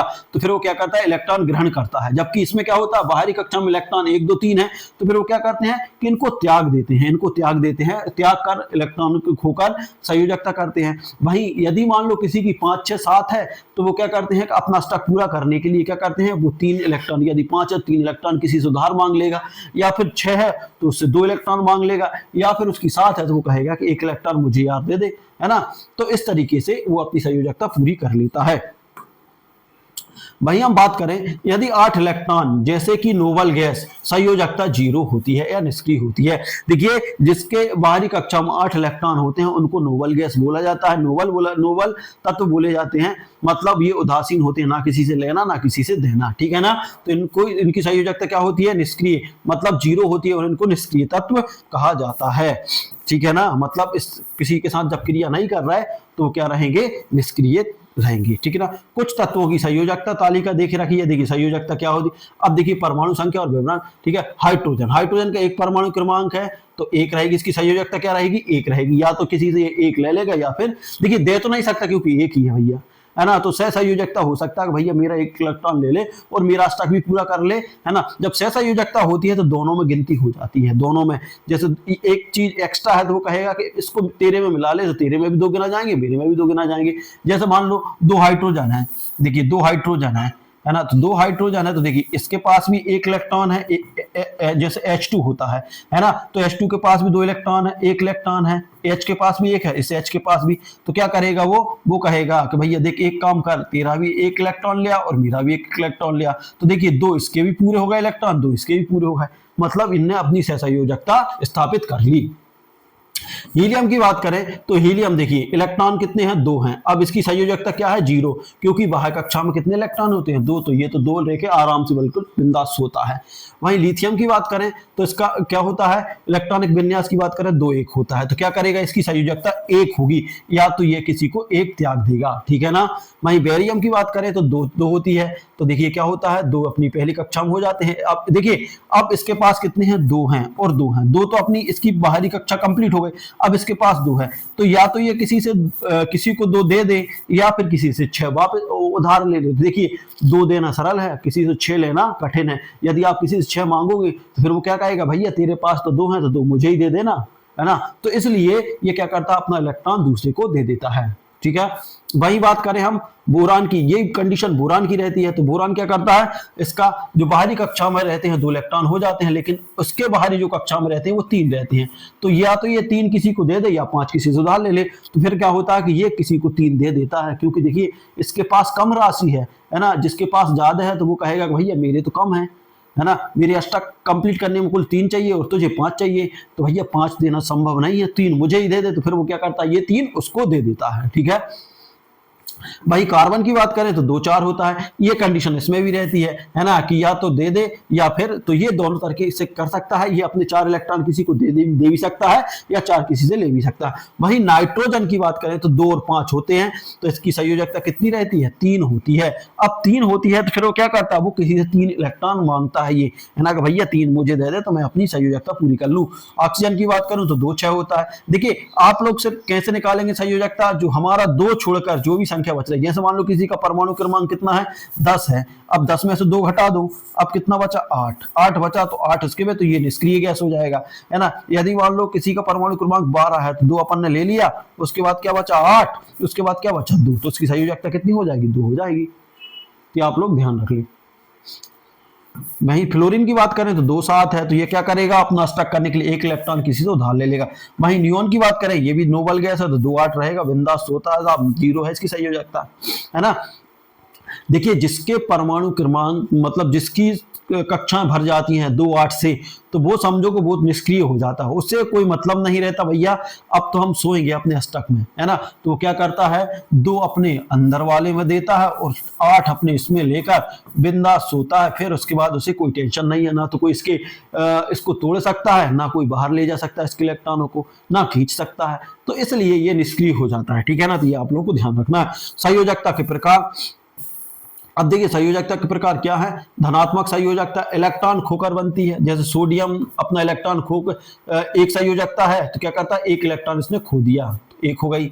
वहीं बात करें ऋणात्मक संयोजकता, इलेक्ट्रॉन ग्रहण करती है, मतलब क्लोरीन अपना 1 इलेक्ट्रॉन ग्रहण कर लेती है, क्योंकि 17 है इसका परमाणु क्रमांक कितना है दोस्तों, 17 है। अब 17 में 2 पहले उसमें चले गए, बचे कितने इसके पास बचे अब 17, देखिए 2 और 8 दूसरे में चले गए तो 10 हो गए, और फिर कितने बचे, 7 बचे। तो अब क्या करेगा, ये 1 किसी से ले लेगा, है ना, 1 इलेक्ट्रॉन ले लेगा, तो क्या हो जाएगी, इसके 8 हो जाएंगे, तो इसकी संयोजकता कितनी है, 8 है, -1 है, ठीक है ना, संयोजकता इसकी 1 है, ठीक है ना। साझा संयोजकता, इलेक्ट्रॉन साझा करते हैं, साझा कैसे करते हैं, जैसे हम बात करें H2O की बात करें, अब ये साझा कैसे कर रहा है, देखिए 2 H है ना, तो देखिए ये है O और ये है H और ये है क्या, H, ठीक है ना। देखिए क्या होता है, जब देखिए H2O का मतलब ये आपके H है, ये H है और ये O है। अब देखिए O का कितना होता है, H का परमाणु क्रमांक कितना होता है, 1 होता है, इसका भी इलेक्ट्रॉनिक विन्यास कितना, 1 1 होता है, ठीक है ना। तो इनका कितना है, 1 है ना, इसका भी कितना है, 1 है। वही बात करें तो ऑक्सीजन के पास कितना होता है, ऑक्सीजन के होते हैं 8, ऑक्सीजन पे कितना होता है, 8 होता है। तो पहली कक्षा में 2 चले जाएंगे, लेकिन दूसरी कक्षा में कितने बचेंगे दोस्तों, 6 ही बचेंगे, कितने बचेंगे, 6। तो इसको देखिए 1 2 3 4 5 और ये 6 हो गए। अब देखिए अष्टक पूरा करने के लिए कितने इलेक्ट्रॉनों की आवश्यकता है, इसे 2 इलेक्ट्रॉनों की, जबकि देखिए एक ऑक्सीजन के पास है ना, ऑक्सीजन के पास है एक इस ऑक्सीजन, तो फिर ये क्या कहते हैं कि ये सहसंयोजकता करते हैं। तो इससे बोलता है कि भैया तुम एक काम करो, हमारे साथ संयोजकता बना लो। तो फिर ये क्या करते हैं, अपना इलेक्ट्रॉन किससे दे देते हैं, इस यहाँ बीच में रख लेते हैं, ये भी कहाँ रख लेगा, बीच में रख लेगा। अब देखिए इसका भी अष्टक पूरा हो गया और इसमें भी हो गया, है ना दोस्तों। इसके भी कितने इलेक्ट्रॉन हो जाएंगे, 2, क्योंकि इसमें भी गिना जाएगा। मतलब किस तरीके से संयोजकता करते हैं यहाँ पर मैं बता दे रहा हूँ। देखिए अब वो किस तरीके से करेंगे, देखिए इस तरीके से करेंगे। सहसंयोजकता देखिए, ये हो गया आपका ऑक्सीजन, ये हो गया हाइड्रोजन, और ये हो गया ऑक्सीजन, सॉरी ऑक्सीजन। यहां पर देखिए ये है हाइड्रोजन और ये है ऑक्सीजन, है ना, और यहां पर एक है हाइड्रोजन, ठीक है ना। तो फिर वो क्या करेगा कि दो यहां पर रखेगा, एक ही हाइड्रोजन का, एक इसका ऑक्सीजन का, बाकी 3 4 5, है ना। ये कितने हो गए इसके, इसके हो गए 4, 4 और 2 6 यहां हो गए, ठीक है ना। तो इसके कितने हो गए 4 और 3, एक यहां हो गया। और इस तरीके से देखिए, अब हाइड्रोजन के कितने इलेक्ट्रॉन हो गए, ये जब इसकी बारी आएगी इसको गिनाने के लिए, जब इसकी बारी आएगी तो क्या कहेगा कि भैया मेरे पास 2 इलेक्ट्रॉन है, 1 2, तो इसका भी अष्टक पूरा हो गया, है ना। इसकी बात करेगा तो भैया मेरे भी 2 हैं तो मेरा भी हो गया। अब इसकी बात आई तो 1 2 3 4 5 6 7 8 इसका भी हो गया। तो इस तरीके से ये क्या करते हैं, इलेक्ट्रॉन सहसंयोजकता या इलेक्ट्रॉन साझा कर लेते हैं। जैसे H2O में संयोजकता कितनी है, 2 की है, ठीक है ना। तो ये आप लोग ध्यान रख लें। अब उसके बाद बात करते हैं एमपीटेट परीक्षाओं के लिए उपयोगी सहसंयोजकता किस पर निर्भर करती है, बाहरी कक्षाओं में इलेक्ट्रॉनों पर, ठीक है ना। बाहरी कक्षाओं में जो इलेक्ट्रॉन है उस पर निर्भर करती है। ऑक्सीजन की संयोजकता कितनी है, ऑक्सीजन की संयोजकता कितनी है, 2 है, ठीक है ना दोस्तों। नाइट्रोजन की संयोजकता कितनी है, नाइट्रोजन का परमाणु क्रमांक कितना है, नाइट्रोजन का परमाणु क्रमांक है 7। ये आप लोगों को ध्यान रखना है, 7 है तो पहली कक्षा में 2 चले जाएंगे, बचे कितने 5, है ना। 5 2 7। अब वो क्या करेगा, 3 इलेक्ट्रॉन किसी से मांगेगा, तब तो 8 हो पाएंगे इसके, है ना। तो इसकी संयोजकता कितनी है, 3 है।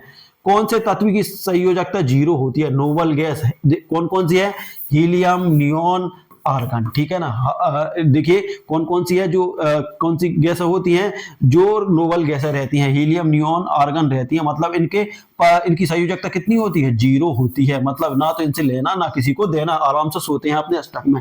संयोजकता किसे दर्शाती है, बंध बनाने की क्षमता को। जो संयोजकता है वो किससे दर्शाती है, बंध बनाने की क्षमता को, ठीक है। अब याद करने की ट्रिक क्या है, याद करने की ट्रिक है 1 2 3 देते हैं, 5 6 7 लेते हैं, 8 पर विश्राम करते हैं, ठीक है ना। या तो 1 2, देखिए 1 2 3 किसी को देते हैं या 5 6 7 लेते हैं। मतलब 1 2 3 अपनी इलेक्ट्रॉन देते हैं और 5 6 7 लेते हैं और 8 पर आराम से विश्राम करते हैं। ऐसे याद कर ले। परमाणु संख्या एवं द्रव्यमान संख्या, देखिए परमाणु संख्या किसको दर्शाएंगे हम, Z से, ठीक है ना। तो परमाणु संख्या की बात करते हैं। अब परिभाषा की बात करते हैं, किसी तत्व में परमाणु में उपस्थित प्रोटॉनों की संख्या परमाणु संख्या कहलाती है। देखिए कोई तत्व है जिसमें परमाणु में उपस्थित प्रोटॉनों की संख्या को, क्योंकि न्यूट्रॉन क्या होता है, न्यूट्रॉन होता है उदासीन, है ना। उपस्थित प्रोटॉनों की संख्या को क्या बोलते हैं, परमाणु संख्या कहती है। परमाणु में उपस्थित प्रोटॉनों की संख्या को क्या बोलेंगे, परमाणु संख्या, जिसको किससे दर्शाते हैं, Z से दर्शाते हैं। किसी तटस्थ परमाणु में प्रोटॉनों की संख्या, देखिए प्रोटॉनों की संख्या बराबर क्या होती है, इलेक्ट्रॉनों की संख्या बराबर परमाणु संख्या। या तो प्रोटॉनों की संख्या क्या ले लो या इलेक्ट्रॉनों की संख्या, और क्या हो जाता है, परमाणु संख्या हो जाता है। अब बात करते हैं, देखिए तत्व, परमाणु संख्या और प्रोटॉन संख्या, प्रोटॉन या इलेक्ट्रॉन, ठीक है ना। हाइड्रोजन का कितना परमाणु क्रमांक, 1 है ना। और प्रोटॉन या इलेक्ट्रॉन कितने हैं, 1 1, एक प्रोटॉन 1 इलेक्ट्रॉन है।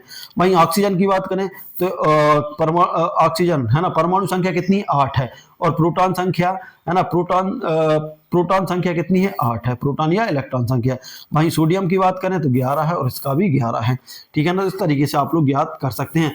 द्रव्यमान संख्या की बात करते हैं। द्रव्यमान मतलब भार। द्रव्यमान संख्या क्या परिभाषा, किसी परमाणु में प्रोटॉन व न्यूट्रॉनों की संख्या को द्रव्यमान संख्या कहते हैं। द्रव्यमान मतलब भार। देखिए प्रोटॉन कहाँ रहता है, यहाँ पर भार कहाँ रहता है, यहाँ पर नाभिक में, नाभिक में प्रोटॉन और क्या, न्यूट्रॉन रहता है। तो किसी परमाणु में प्रोटॉन और न्यूट्रॉनों की संख्या को क्या बोलते हैं, परमाणु भार कहते हैं, ठीक है ना। जबकि परमाणु द्रव्यमान कहते हैं। परमाणु संख्या क्या, किसी परमाणु में उपस्थित प्रोटॉनों की संख्या को परमाणु संख्या कहते हैं, Z से दर्शाते हैं। और परमाणु भार, किसी परमाणु में, देखिए किसी परमाणु उपस्थित प्रोटॉन और न्यूट्रॉन की संख्या को क्या बोलते हैं, परमाणु द्रव्यमान कहते हैं। इसको किससे दर्शाते हैं, A से दर्शाते हैं। इसका सूत्र है, प्रतीक है।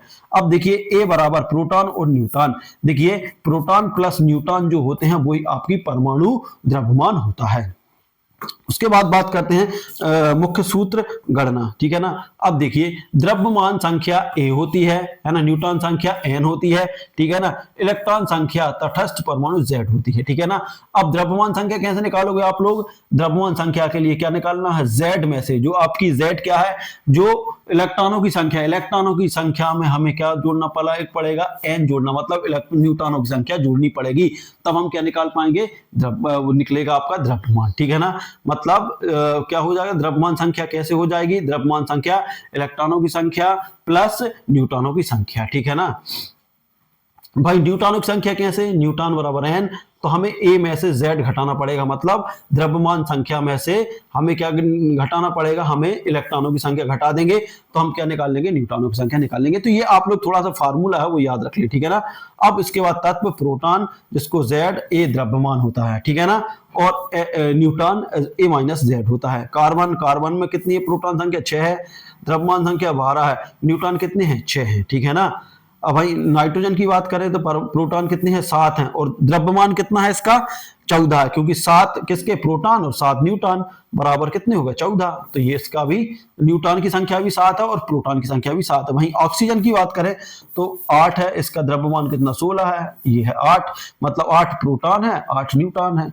वहीं सोडियम की बात करें तो 11 है। अब इसमें देख लेना दोस्तों, थोड़ा ध्यान रखना कि देखिए द्रव्यमान कितना है? 23 है, जबकि न्यूट्रॉन कितने हैं? 22 है।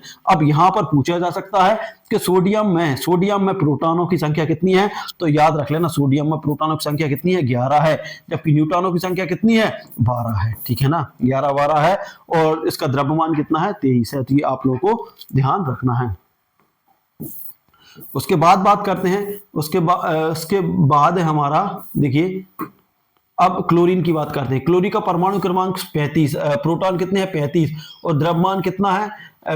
17 है, 35 है, और 18 क्या है? न्यूट्रॉन है, ठीक है ना। प्रोटॉन कितने? प्रोटॉन है 17 और न्यूट्रॉन कितने हैं? 18। तो ये आप लोगों को ध्यान रखना। अंतर या डिफरेंस सारणी, विशेष परमाणु संख्या Z है ना, और द्रव्यमान संख्या A, ठीक है ना। अब देखिए विशेष परमाणु संख्या Z है और द्रव्यमान संख्या A है। परिभाषा प्रोटॉन, देखिए परिभाषा में प्रोटॉनों की संख्या कैसे निकालते? प्रोटॉन प्लस न्यूट्रॉन होते हैं। प्रतीक Z है और द्रव्यमान का A है। स्थिरता नहीं बदलती, इसमें बदल सकती है आइसोटोप में, ठीक है ना। इकाई नहीं है, AMU इकाई है। देखिए परमाणु संख्या की कोई इकाई नहीं है, जबकि द्रव्यमान संख्या की AMU मतलब एटॉमिक मास यूनिट होता है, ठीक है ना। तो इस तरीके से आप लोग ज्ञात कर सकते हैं। देखिए Z बोले प्रोटॉन की गिनती, A बोले प्रोटॉन न्यूट्रॉन की सच्चाई, ठीक है ना। अब एमपीटेट के लिए क्या आ सकता है? तो देखिए एमपीटेट में देखते हैं, एमपीटेट में क्या आएगा। देखिए एमपीटेट प्रश्न रहेंगे, उत्तर रहेंगे। परमाणु संख्या किसके बराबर होती है? जो परमाणु संख्या रहती है, देखिए प्रोटॉनों की संख्या के बराबर, ठीक है ना। परमाणु संख्या किसकी? प्रोटॉनों की संख्या के बराबर। जबकि द्रव्यमान क्या होता है? प्रोटॉन और न्यूट्रॉनों की संख्या के बराबर। देखिए जो परमाणु संख्या रहती है, परमाणु संख्या पर कंफ्यूज ना हो, क्योंकि परमाणु संख्या प्रोटॉन की संख्या के बराबर रहेगी, क्योंकि न्यूट्रॉन पर कौन सा आवेश रहता है? ऋण आवेश रहता है, तो कोई मतलब नहीं रहता, ठीक है ना। तो याद रख लेना, परमाणु संख्या प्रोटॉनों पर निर्भर करता है, जबकि द्रव्यमान संख्या प्रोटॉन और न्यूट्रॉन दोनों पर, क्योंकि दोनों का द्रव्यमान क्या है? प्रोटॉन का भी 1 है और न्यूट्रॉन का भी 1 है, तभी इनकी देखिए द्रव्यमान संख्या डबल हो जाती है, ठीक है ना। जैसे हम करें हाइड्रोजन का परमाणु क्रमांक कितना? 1 है, जबकि द्रव्यमान संख्या कितनी है इसकी? जैसे हाइड्रोजन, हीलियम की बात करें, हीलियम का 2 है, तो परमाणु संख्या कितना? परमाणु द्रव्यमान कितना? 4 हो जाएगा, मतलब 2 किसकी रहेगी? 2 रहेगा न्यूट्रॉन और 2 रहेंगे प्रोटॉन, ठीक है ना। परमाणु संख्या किससे दर्शाती है? तत्वों की पहचान। जो परमाणु संख्या रहती है वो तत्व की पहचान। क्या द्रव्यमान संख्या बदल सकती है? हाँ, आइसोटोप के कारण, जो आइसोटोप रहता है उसके कारण परमाणु संख्या बदल सकती है।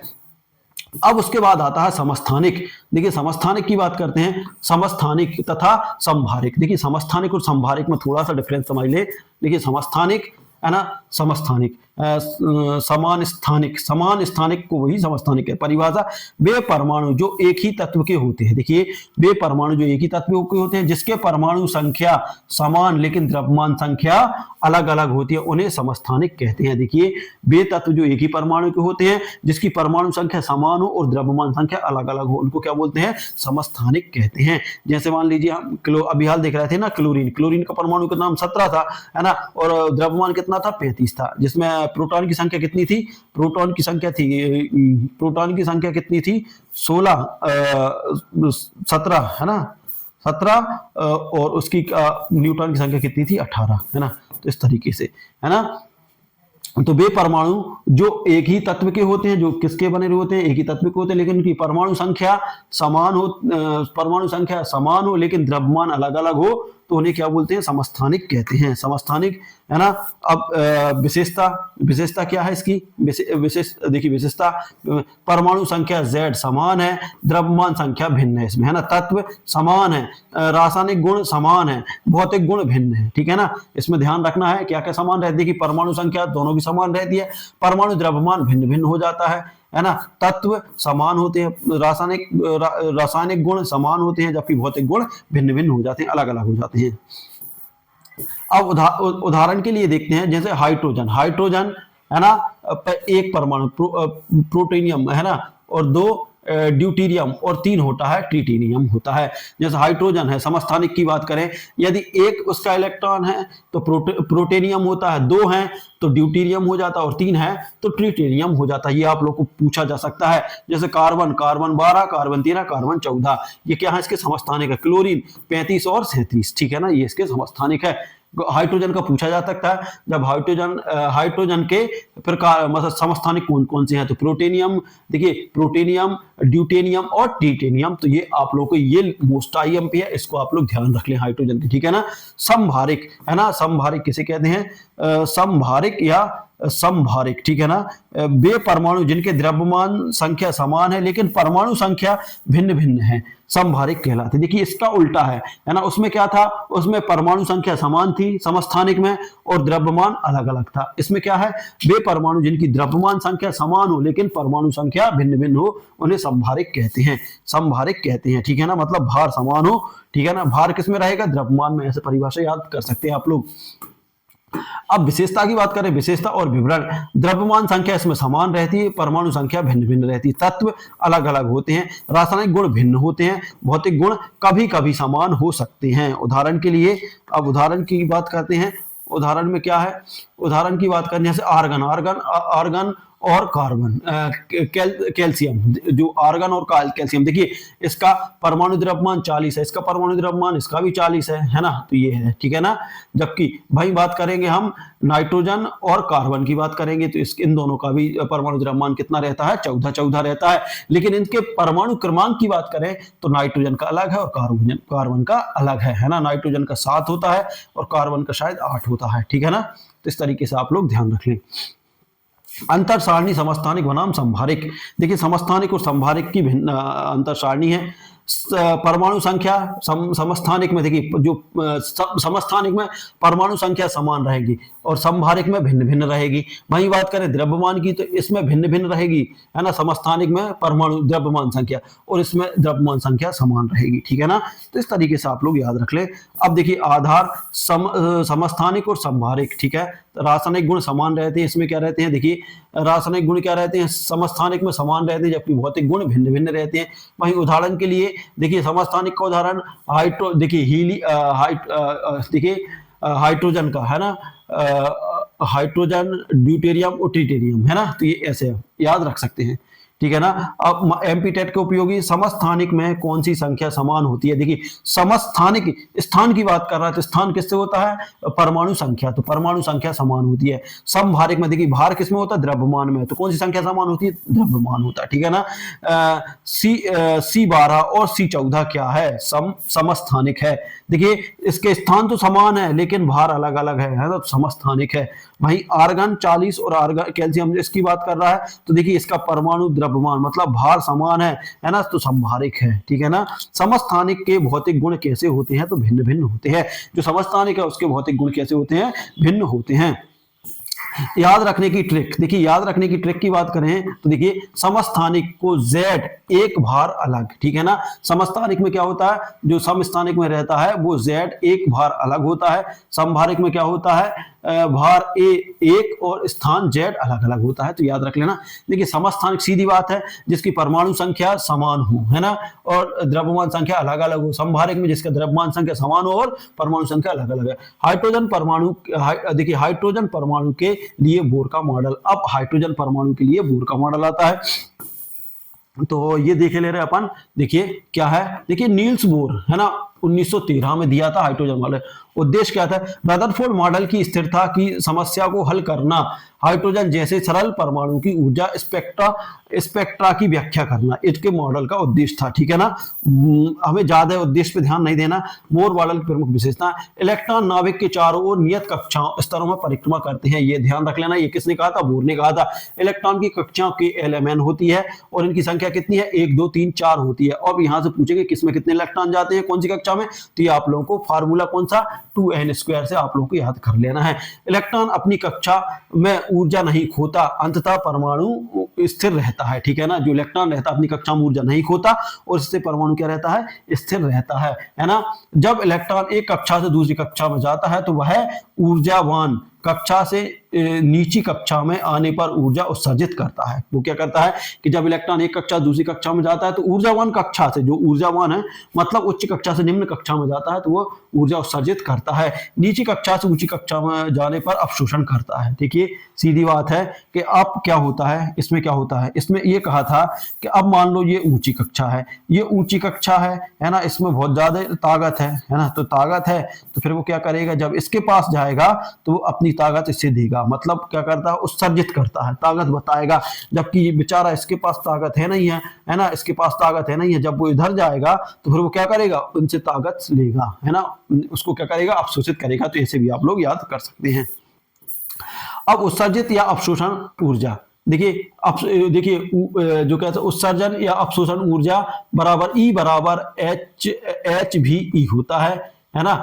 याद कर ले, देखिए E क्या है? ऊर्जा है, जिसमें H क्या है? प्लांक का नियम है, और V या NU भी क्या है? इसमें आवृत्ति है। ठीक है ना, तो ये आप लोग ध्यान रख ले, E बराबर। उसके बाद बात करते हैं हाइड्रोजन के लिए बोर विशेषताएं, है ना। बोर की विशेषताएं क्या है? परमाणु संख्या, गुण और विवरण। ठीक है ना, तो अब इलेक्ट्रॉन कितने हाइड्रोजन का? 1 है। ठीक है ना, केवल एक ही इलेक्ट्रॉन कक्षा में घूमता है, केवल एक। ठीक है ना, मतलब एक ही कक्षा में इलेक्ट्रॉन कक्षा में घूमता है, एक कक्षा में। सरल स्पेक्ट्रा जिससे मॉडल को सिद्ध करने में सहायता मिली, जो सरल स्पेक्ट्रा था जिससे परमाणु मॉडल को सिद्ध करने में इनको सहायता मिली। अब ऊर्जा स्तरों के नाम लिखते हैं। देखिए ऊर्जा स्तरों के नाम, कक्षा और प्रतीक, स्थिति और प्रयोग। ठीक है ना, एन एक कक्षा जिसको हम के बोलते हैं, एन कक्षा 2 को हम एल बोलते हैं, एन कक्षा 3 को हम एम बोलते हैं, एन कक्षा 4 को हम एन बोलते हैं और 5 को ओ बोलते हैं। देखिए अभी तक ओ नहीं था, अब ओ आ गया। सबसे कम ऊर्जा, इसे लाइनमैन श्रेणी, है ना, इसे क्या बोलते हैं? सबसे कम ऊर्जा किसमें? के कक्षा में रहेगी, इसको लाइनमैन श्रेणी कहा जाता है। और दूसरी को क्या बोलते हैं? वल्मर श्रेणी, है ना, वल्मर। तो आप लोगों को ध्यान रखना है, ये नए शब्द आ रहे हैं। पश्चैन श्रेणी, तीसरी को पश्चैन, और चौथी को ब्रैकेट, और पांचवे को फंड, पी फंड बोलते हैं। ठीक है ना। अब एमपीटेट के लिए क्या है उपयोगी, वो भी देख लेते हैं हम। देखिए एमपीटेट, हाइड्रोजन के परमाणु में कितने इलेक्ट्रॉन होते हैं? तो दोस्तों 1 इलेक्ट्रॉन होता है। बोर के परमाणु मॉडल से कौन से तत्व के लिए मॉडल प्रस्तुत किया? हाइड्रोजन के लिए। बोर ने किसके लिए? हाइड्रोजन के लिए किया। ठीक है ना। बोर मॉडल में ऊर्जा का स्तर क्या होता है? KLMN, है ना, n बराबर 1 2 3 होता है। उत्सर्जित ऊर्जा का सूत्र क्या है? E बराबर H भी होता है, E बराबर H भी होता है। ठीक है ना। बोर मॉडल के अनुसार परमाणु क्यों स्थिर होते हैं? क्योंकि इलेक्ट्रॉन अपनी कक्षा में ऊर्जा नहीं खोता, ये ध्यान रख लेना। अब पूछ लेगा बोर मॉडल का इलेक्ट्रॉन क्यों स्थिर होते हैं? क्योंकि वह अपनी कक्षा में ऊर्जा नहीं खोता। ठीक है ना। अब याद करने की ट्रिक, के से शुरू एन तक जाए, ऊर्जा ले या दे, कक्षा बदले आए। ठीक है ना, ये आप लोग याद कर सकते हैं। इसके बाद हम देखते हैं बोर मॉडल के लिए विकास। अब बोर मॉडल के लिए क्या विकास था, ये भी देख लो भैया। बोर मॉडल के विकास की पृष्ठभूमि, डेमोक्रिटस से आरंभ। प्राचीन यूनानी दार्शनिक डेमोक्रिटस ने सबसे पहले परमाणु एटम की संकल्पना दी। अब पूछा जा सकता है कि कौन से प्राचीन वैज्ञानिक या दार्शनिक वैज्ञानिक ने परमाणु की संकल्पना दी? तो किसने की थी? यूनान के डेमोक्रिटस, है ना, डेमोक्रिटस ने सबसे पहले दी थी। कहा गया था कि परमाणु अविभाजन और सूक्ष्म कण है। परमाणु कैसा है? अविभाजन और सूक्ष्म कण। ये किसने कहा था? बहुत पहले कह दिया था, यूनान के वैज्ञानिक डेमोक्रिटस ने कह दिया था। अब डाल्टन का परमाणु सिद्धांत, जॉन डाल्टन ने वैज्ञानिक दृष्टिकोण से परमाणु सिद्धांत प्रस्तुत किया। तत्व सूक्ष्म अविभाज्य कणों से बना है, ये परमाणु है। प्रत्येक तत्व में परमाणु एक जैसे होते हैं। तो ये किसने कहा था? जॉन डाल्टन ने कहा था। परंतु यह मॉडल परमाणु की आंतरिक संरचना को नहीं बता सका था, ठीक है ना। अब थॉमसन का परमाणु मॉडल, है ना, थॉमसन का परमाणु मॉडल की बात करें, देखिए थॉमसन का परमाणु मॉडल, थॉमसन का मॉडल, जे थॉमसन ने इलेक्ट्रॉन की खोज की, है ना। इन्होंने परमाणु में धनावेशित गोले के रूप में दर्शाया, इन्हें ऋणावेशित इलेक्ट्रॉन फैले होते हैं। देखिए सब जे थॉमसन ने किसी इलेक्ट्रॉन की खोज की थी और उन्होंने कहा था कि परमाणु धनावेशित गोले के रूप में दर्शाया, मतलब धनावेशित गोले के रूप में दर्शाया जिसे इलेक्ट्रॉन, जिसमें आवेशित इलेक्ट्रॉन फैले होते हैं, ठीक है ना। प्लम पुडिंग मॉडल यानी खरबूज मॉडल, प्लम पुडिंग मॉडल, इनका मॉडल क्या नाम था? प्लम पुडिंग मॉडल, खरबूज। स्थायित्व और स्पेक्ट्रा की व्याख्या नहीं कर सका, ये स्थायित्व और स्पेक्ट्रा की व्याख्या नहीं कर सका। वही बात करते हैं हम रदरफोर्ड की। देखिए रदरफोर्ड का परमाणु मॉडल 1911 में आया था। स्वर्ण पत्र पर अल्फा कण से बमबारी द्वारा पता चला कि परमाणु का अधिकांश भाग रिक्त होता है, आवेशित कण नाभिक के केंद्र में होता है, इलेक्ट्रॉन सबके चारों ओर चक्कर घुमाता है। देखिए तो इस तरीके की एक पन्नी थी, आप लोग देख लें, ये स्वर्ण पन्नी थी, है ना। यहाँ पर ये इसका स्पीकर, एक मिनट दोस्तों,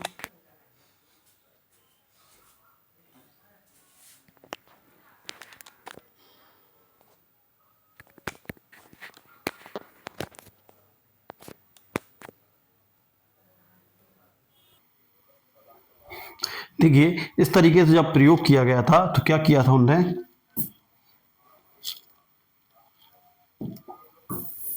देखिए क्या किया था उन्होंने, एक सोने की पन्नी ली, है ना, इस तरीके की पन्नी पर प्रयोग किया गया था और यहां से अल्फा कणों की बमबारी की। यहां से जब बमबारी करवाई दोस्तों तो इस तरीके से, तो क्या हुआ कि जब इस पे बमबारी हुई, है ना, यहां से जब बमबारी हुई इस तरीके की, यहां से बहुत सारी किरणें डाली गई, है ना। तो क्या हुआ कि जब बमबारी हुई अल्फा कणों की तो कुछ किरणें क्या हो गई, यहाँ पे नाभिक था तो कुछ किरणें सीधी चली गई इस तरीके की। इससे ये पता चल गया कि परमाणु का अधिकतम भाग कैसा होता है, मतलब खाली होता है। लेकिन दोस्तों जहां पर जो इलेक्ट्रॉन प्रोटॉन जो नाभिक था तो वहां से कुछ किरणें गई और इस तरीके से मुड़ गई, है ना दोस्तों, यहां से इस तरीके से मुड़ गई, ठीक है ना। इससे ये पता चल गया कि परमाणु के बीच में कुछ ना कुछ भाग है ना, जिससे ये किरणें मिल गई। और कुछ किरणें क्या हो गई जो सीधी उस पर पड़ी दोस्तों, इस पर पड़ी दो किरणें, वो क्या हो गई, वो उसी मार्ग में लौट आई। कुछ किरणें देखिए, कुछ किरणें ऐसी गई इससे टकराई और इस तरीके से चली गई, है ना। कुछ किरणें ऐसी आई और यहां चली गई और कुछ किरणें ये सीधी चली गई।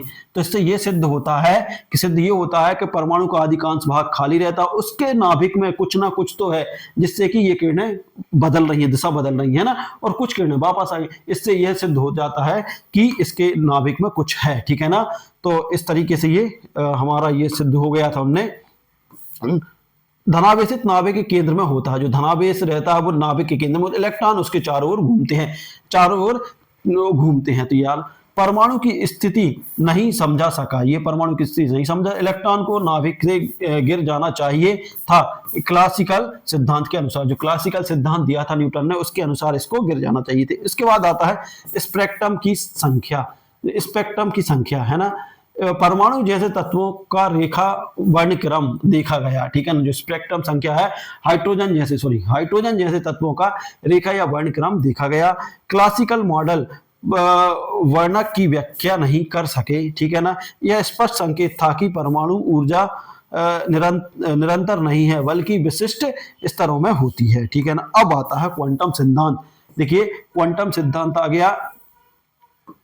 देखिए क्वांटम सिद्धांत, मैक्स प्लांक ने 1900 में ऊर्जा का उत्सर्जन अवशोषण को क्वांटम में होता है, आइंस्टीन ने 1905 में प्रकाश में भी कणीय गुण फोटॉन होते हैं, ठीक है ना। कणीय गुण जी 1905 में किसने कहा था, आइंस्टीन ने कहा था कि प्रकाश में भी कणीय गुण मतलब फोटॉन होते हैं। मैक्स प्लांक ने 1900 में कहा था कि ऊर्जा का उत्सर्जन या अवशोषण क्वांटम में होता है, ठीक है ना। इस सिद्धांत ने संकेत दिया कि ऊर्जा विशिष्ट मात्रा में होती है।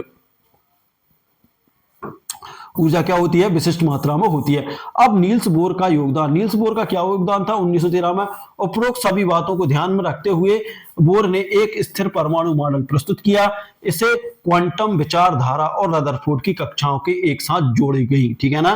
फिर उसके बाद 1913 में नील्स बोर ने इन सभी विचारधाराओं को ध्यान में रखते हुए एक क्वांटम विचारधारा और रदरफोर्ड की कक्षा एक साथ जोड़ी गई, ठीक है ना, उसमें एक साथ फिर जोड़ दी गई, इसलिए बोर मॉडल बना। इसलिए नील्स बोर का वो क्लासिकल भौतिकी और आधुनिक क्वांटम सिद्धांत के समन्वय से, जिससे परमाणु के स्थायित्व और स्पेक्ट्रा और ऊर्जा स्तरों की व्याख्या संभव हो सकी। और फाइनल जो परमाणु मॉडल वाला किसका है, नील्स बोर का है ना। नील्स बोर ने इन सभी बातों का ध्यान रखा और मॉडल प्रस्तुत किया। अब क्या है याद रखने योग्य बात, बोर मॉडल से पहले किसने परमाणु का केंद्र बताया, रदरफोर्ड ने, है ना। बोर मॉडल से पहले किसने परमाणु का केंद्र बताया, रदरफोर्ड ने। बोर मॉडल किस समस्या को हल करता है, परमाणु की स्थिरता और स्पेक्ट्रा को हल करता है। बोर मॉडल किससे उपयोगी किया गया, क्वांटम सिद्धांत से, है ना। बोर मॉडल में किसका उपयोग किया गया, तो दोस्तों क्वांटम सिद्धांत का उपयोग किया गया। रेखा स्पेक्ट्रा व्याख्या किसने की, तो नील्स बोर ने की, ठीक है ना। थॉमसन का मॉडल किस नाम से जाना जाता है, तो तरबूज का मॉडल या पर प्लंक पुडिंग का मॉडल, ये ध्यान रख लेना आप लोगों को, है ना, थॉमसन का।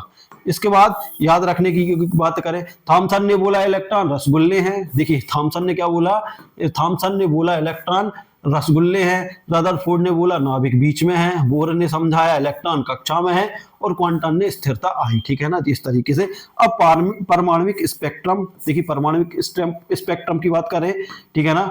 देखिए जब किसी तत्व में परमाणु को ऊर्जा प्रदान की जाती है तो उसमें इलेक्ट्रॉन उच्च ऊर्जा स्तर में चला जाता है। देखिए जब किसी तत्व के परमाणु को ऊर्जा प्रदान की जाती है, देखिए जब किसी परमाणु के तत्व को ऊर्जा प्रदान की जाती है तो उसके इलेक्ट्रॉन उच्च कक्षा स्तर में चले जाते हैं, ठीक है ना।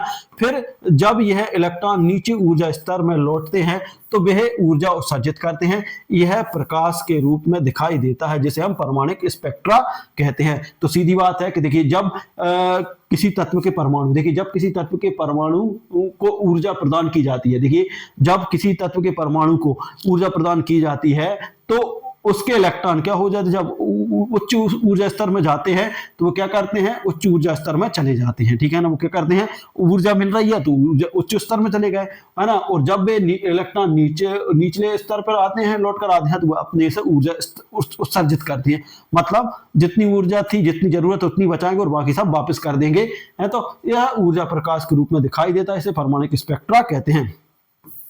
स्पेक्ट्रा प्राप्त करने की प्रक्रिया, तत्व को गर्म करके या विद्युत ऊर्जा देकर उत्सर्जित किया जाता है, ठीक है ना। इलेक्ट्रॉन ऊंची कक्षा में जाते हैं, वापस लौटते समय ऊर्जा छोड़ते हैं, ठीक है ना। ऊर्जा प्रकाश के रूप में निकलती है, ठीक है ना। ये इसके नियम है। देखिए इलेक्ट्रॉन ऊंची कक्षा में जाते हैं, है ना। देखिए तत्व को गर्म करके या विद्युत ऊर्जा देकर उत्तेजित किया जाता है, ठीक है ना।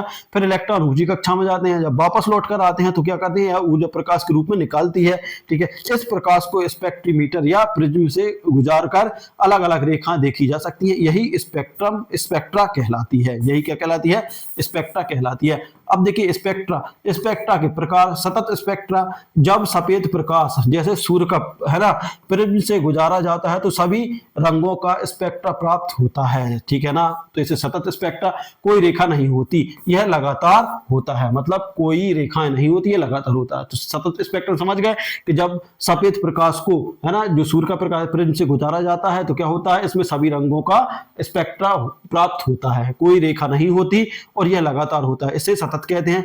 जबकि रेखा स्पेक्ट्रा विशिष्ट तरंग दैर्ध्य की स्पष्ट रेखाएं होती हैं। इसमें क्या होता है, जब प्रकाश को, सफेद प्रकाश को गुजार जाता था प्रिज्म से, तो इसमें विशेष रंग की रेखाएं होती हैं। प्रत्येक तत्व का रेखा स्पेक्ट्रा अद्वितीय होता है, ठीक है ना।